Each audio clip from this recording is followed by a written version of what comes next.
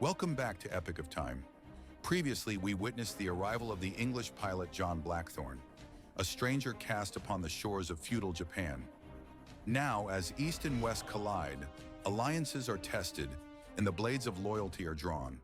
In a world ruled by honor and deceit, one man dares to play both sides, and another seeks to control them all. This is the next chapter in the rise of a legend.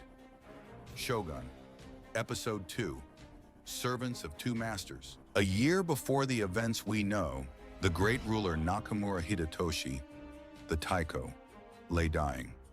Around his bed stood his loyal generals, and among them, one man he trusted above all, Yoshi Toranaga. With his last breath, the Taiko confided in him. "The vultures are already circling," he said.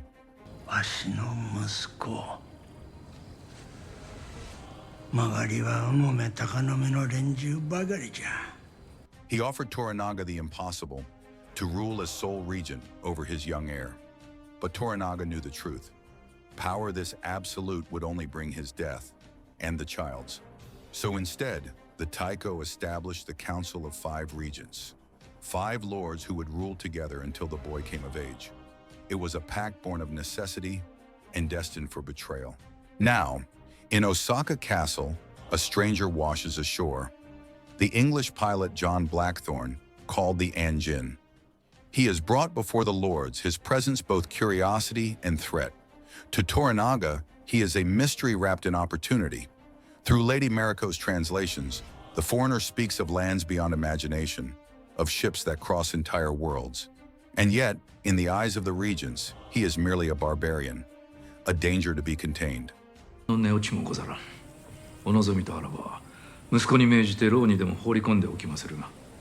Behind the castle walls, the Council of 5 convenes. Ishido Kazunari, ambitious and proud.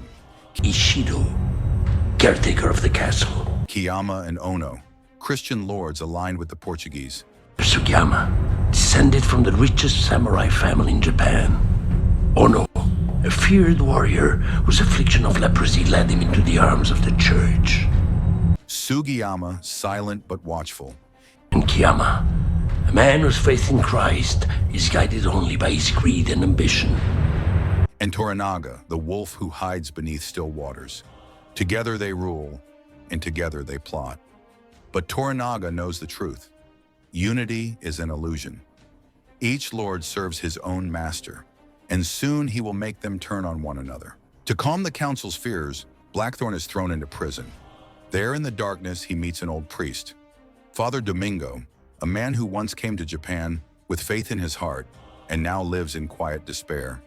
From Domingo, Blackthorne learns the secret of the Black Ship, the Portuguese vessel that brings gold, gunpowder, and God to Japan. He learns that Spain and Portugal have divided the world between them, and that Japan has already been claimed.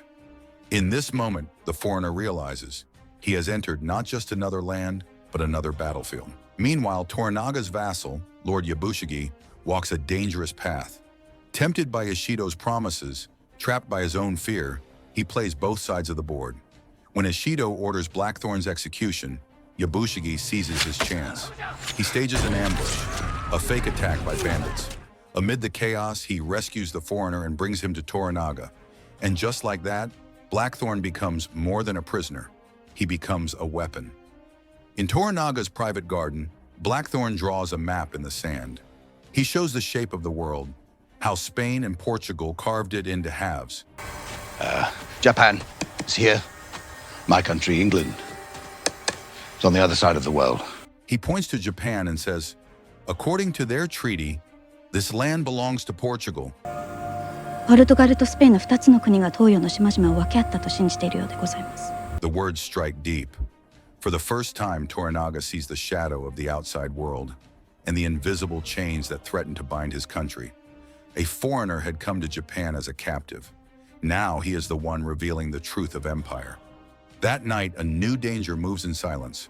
A servant girl slips through the corridors, dagger in hand. Her steps are soundless.